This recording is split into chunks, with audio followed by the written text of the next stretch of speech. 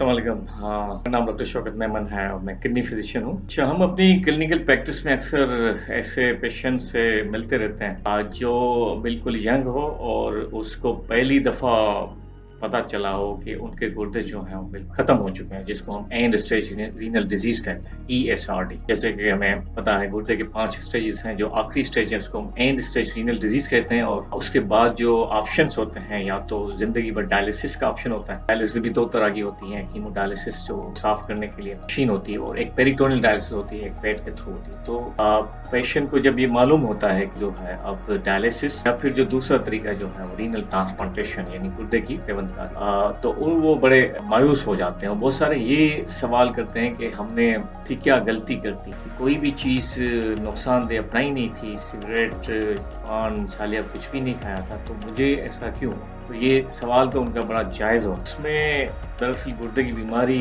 जो असबाब है, एक असबाब जो होता है वो ग्लोमेरुलाइटिस होता है। बहुत दफ़ा वो मालूम नहीं। उन वजूहात में हम देखें तो शुगर, ब्लड प्रेशर है, वो हमें पता है कि साइलेंट किलर है और उज़वों को ख़राब करती है और वक्त के साथ हम टेस्ट करते हैं तो मालूम हो जाता है। ग्लोमेरुलाइटिस समटाइम वो ऐसी बीमारी है फिल्टर की सोजिश की कि किसी को बहुत ज़्यादा स्वेलिंग हो सकती है। कायम थोड़ी स्वेलिंग हुई, उन्होंने उसको नज़रअंदाज किया और दी गई। पहली दफ़ा पता चला उनका ब्लड प्रेशर बढ़ा हुआ है जो कि ग्लोमेरुलाइटिस की वजह से। वो भी उन्होंने उसको सीरियस नहीं लिया और वो फिर आहिस्ता-आहिस्ता बढ़ के 5 साल 10 साल में एंड स्टेज रीनल डिजीज़ के साथ प्रेज़ेंट होते हैं। वो कहते हैं कि मुझे तो कभी ऐसी कोई अलामत नहीं। मसला गुर्दे की बीमारी का ये है कि अलामत नहीं होती और स्पेशली यंग पेशेंट है उसमें 90% गुर्दा मुतासर हो जाता है, अलामत नहीं होती। गुर्दे की 5वीं स्टेज भी हम जब कहते हैं कि GFR 15 से कम हो जाए, नॉर्मल GFR जो 100 से ज़्यादा होता है, 15 से कम हो जाए, इतने इतने कम होने की वजह से क्या होता है कि जो फाजिल मादे हैं वो निकल नहीं पाते। वो जब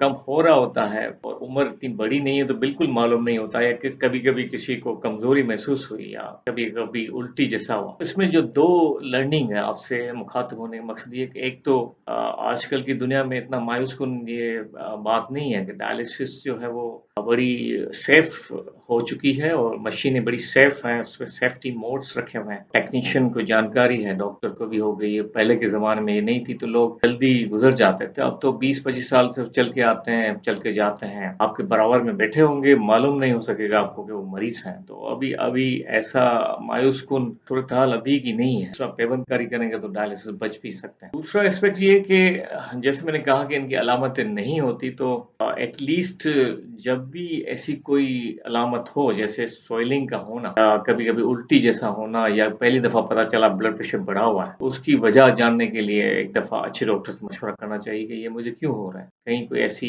बीमारी की अलामत तो नहीं है? तो वो कभी-कभी बहुत ही छोटे-मोटे टेस्ट से पहले पता चल जाता है। तो पहले पता चलने से ये होगा कि उसको कंट्रोल करने की जो चीज़ें हैं वो करेंगे तो कम चांसेस है कि वो जल्दी से एंड स्टेज रीनल डिज़ीज़ हो जाए। तो इस तरह से जो है हमें अप्रोच रखनी चाहिए ज़िंदगी में कि हमें हर चीज़ को नोटिस करना चाहिए। कोई ऐसी मेजर चीज़ जो है वो हमसे मिस ना हो। Thank you very much. अपना ख़्याल रखिएगा।